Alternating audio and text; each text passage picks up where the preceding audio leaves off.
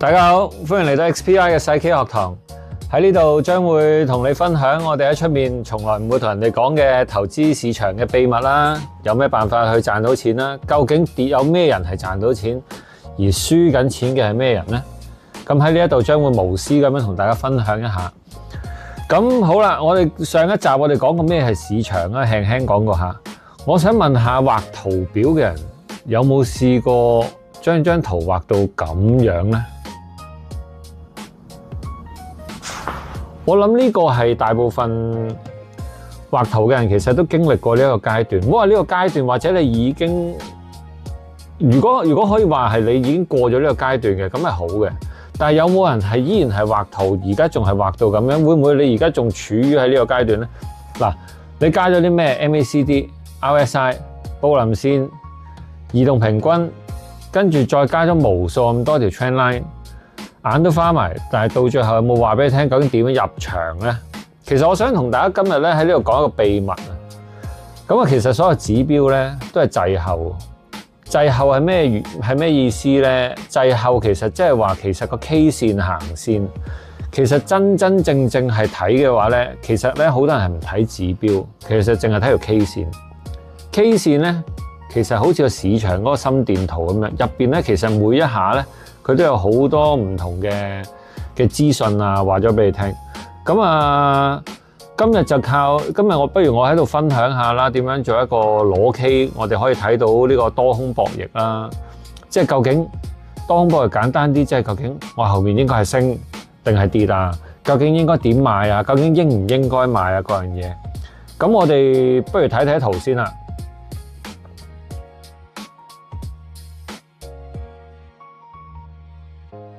好啦，咁我哋而家嚟睇一睇圖表先。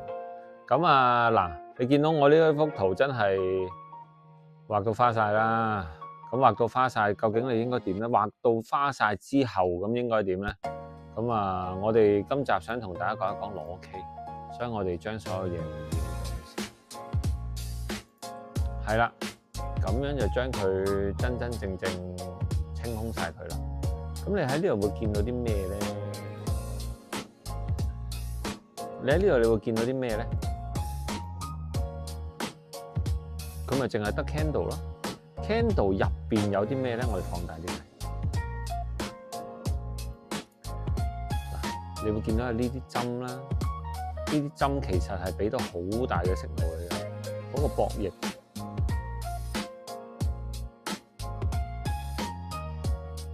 因為咧人係好得意嘅，當你畫咗啲線咧，例如我喺呢一個位，哇！呢個最低位，我畫一條線喺度 ，OK？ 咁咧你就會認為呢一個位咧係一個好強大嘅support。嗱，啱好就喺6萬點嗰度畫咗一條線。咁6萬點係咩咧？咁點解會喺6萬點咧？其實有冇人諗過點解6萬點會 bounce 翻上去咧？即係呢個係講翻上集少少呢個邏輯嘅概念。6萬點係點解會打唔穿？因為佢係6萬點，你需要有一個好有證據嘅說法喺度。因為6萬點，好多人覺得佢係一個好平嘅位，所以好多人將個 set 嘅價錢 set 咗6萬點。如果佢跌到6萬，我就買貨啦。咁好啊，咁點樣先至會穿過6萬呢？咁即係話賣嘅人喺6萬點賣嘅人，比6萬點買嘅人多，咁咪會穿落去咯。價格係咁樣嚟㗎，價格係一個交易，係一個平衡嘅一個價格嚟㗎。市場嗰1秒鐘出現嗰個價格，其實係個市場對呢一個價格有一個認知，有一個認可，大家認為呢一個係一個 fair price，所以係形成嗰陣時個價格。失衡係另外一件事，失衡我哋後邊會講，但係今集我哋唔講失衡呢一樣嘢住。咁咧。呢個就係價格嗰個形成，唔知你有冇聽過價格嗰個形成？其實呢一個就係嗰個原因。當你了解咗呢樣嘢，你就知道啊，點解去到有啲整數位會係有一個咁強大嘅 support 喺度，而點解一穿咗某一啲你認為好重要嘅位，跟住就會好似倒水咁樣倒落去？呢個其實係捉咗大家嗰個心理喺度咯。咁你認為嗰個位係一個好強大嘅死啦！如果穿咗嗰個位啦，咁跟住佢就哎呀冇啦，下面就冇 support。呢個就係點解講緊下面冇 support，而係唔係下面冇 support，而係下面再落到去邊度，令到大家會覺得嗰個位係一個 support。呢個先至係好重要嘅一個原因喺度。咁再加埋啦，點解我話你唔好畫到花晒咧？因為當你畫一條線，你唔會冇意思所以畫嘅，你一定認為嗰條線有意思，所以你先至去畫啲嘢度。咁你認為佢有意思，其實喺嗰一個時間入面咧，其實唔係大家都認為佢有意思，因為嗰條線只要你喺唔同，尤其是你畫 trend line， 尤其是你畫斜線，只要喺唔同嘅平台入邊，嗰一點唔同咧，你成條線再拉長咧，其實個分別可以好大嘅，因為佢個角度爭少少咧，就已經係爭好遠噶啦，可以飄到爭好遠噶啦。OK， 咁所以我話點解大家其實應該係睇裸 K 咧？睇咗個裸 K 之後，其實你就知道究竟發生緊啲咩事。嗱，先同大家拆解下 K 線先，實心控，我可以話實心同埋收針。咁呢一個係咩？呢個係4小時嘅線，一支蠟燭4小時入邊出現個高位喺呢個位70864，出現過喺低位66771。咁即係話喺呢一個鐘入面，呢一啲位置其實係一個support。好啦，咁我哋睇裸 K，我哋睇下駁住呢個位。你見唔見到呢個係其實係一個無縫接軌？呢個無縫接軌，呢個無縫接軌，呢個無縫接軌，呢個無縫接軌，見唔見到啊？我希望你睇到啊！呢啲位無縫接軌，其實係即係話，其實係你去到呢啲位嘅時候，佢係有收針彈翻上嚟，但係其實你去到下一條線。佢係實心實在有啲賣單將佢大力咁樣壓咗落去，一針低過一針，一針低過一針，一針低過一針，跟住呢度無縫接軌。記住啊，你見到一啲無縫接軌咧，其實好多時咧，佢已經係一個動能嚟講咧，其實佢已經係真係推緊落去㗎啦。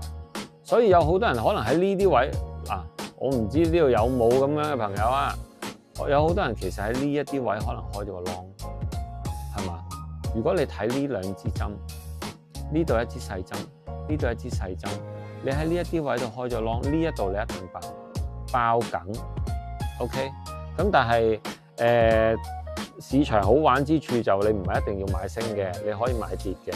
其實呢啲佢喂，你諗下喎，1、2、3、4、5、6、7、8、9、10、11。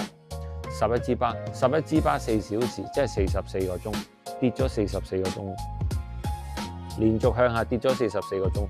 咁呢一種咁樣嘅順勢咧，嗱當然你喺呢度買升你就叫逆勢啦。但係你諗下，你喺呢一度咁樣順勢落去40幾個鐘，40幾個鐘佢冇一支巴係上翻之前冇錄過喎呢度。咁呢個係一個其實算係一個好簡單嘅一個順勢交易。如果你喺呢度 short， 唔知有冇啲朋友仔喺呢個位 short 咗咧？咁但係呢一個位其實係一個好順勢嘅睇，你見到㗎，其實即係唔係話喺後邊講緊啲乜嘢，而係你見到佢一路咁樣係向下推落去，根本上滑梯咁樣咯，你可以話。咁你上滑梯越上就越快㗎啦。你有冇諗過呢一樣嘢先？即係你啲嘢好似拋物線咁樣。但係你有啲直線向下，其實去到幾時會係上得最快？去到底咪上得最快咯。所以你見唔見到呢3支其實係特別長，而特別長入面其實講解咗啲咩咧？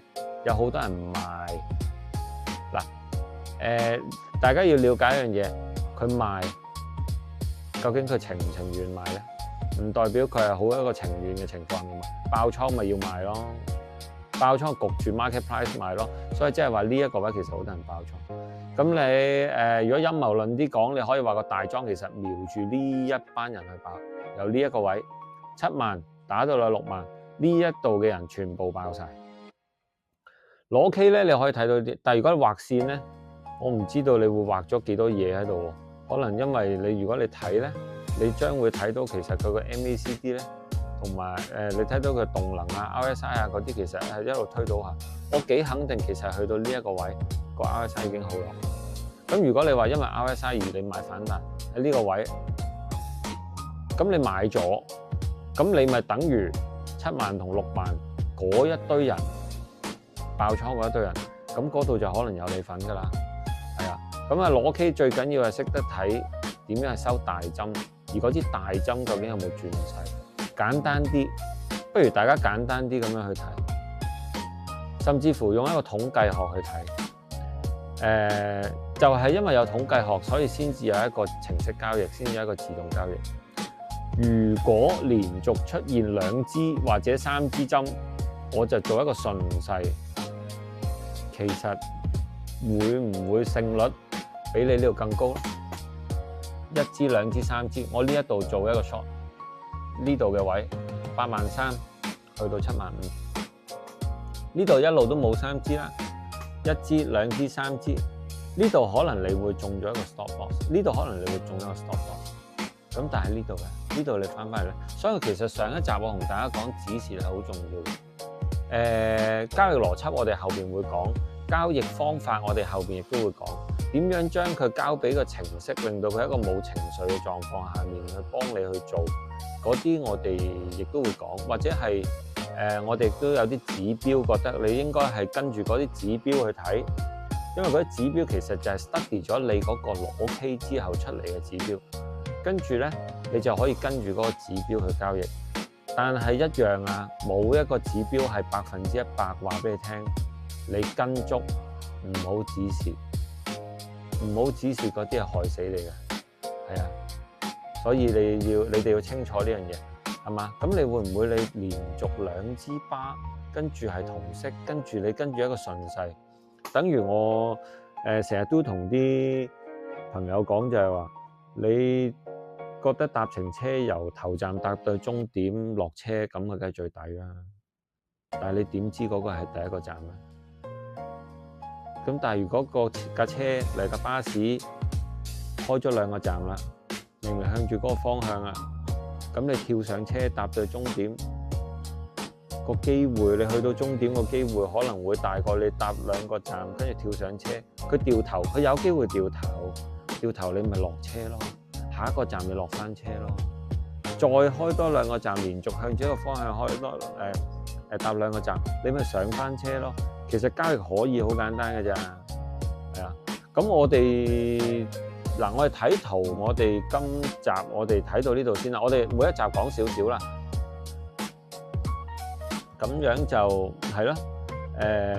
你哋有啲咩想知，你哋又可以話俾我哋聽。咁我哋今集就差唔多啦，咁就希望你哋都有啲嘢得到啦。咁如果你有啲咩想知道嘅，咁啊歡迎你喺下邊留言話俾我哋聽啦。咁啊希望大家支持翻啊 XBI 呢個頻道，咁同埋亦都支持翻我細 K 呢個學堂啦。咁喺呢度我哋會不停咁樣 update，一路會將我哋出面冇太多人講嘅，太多人講嗰啲我哋就唔想特別喺度再講啦。咁啊，反而係冇人講少少秘密，其實有時可以好簡單。咁啊，希望你中意我哋頻道啦，咁就俾個 like 我哋，咁啊訂閱我哋 XBI 頻道。咁我哋下一集見，拜拜。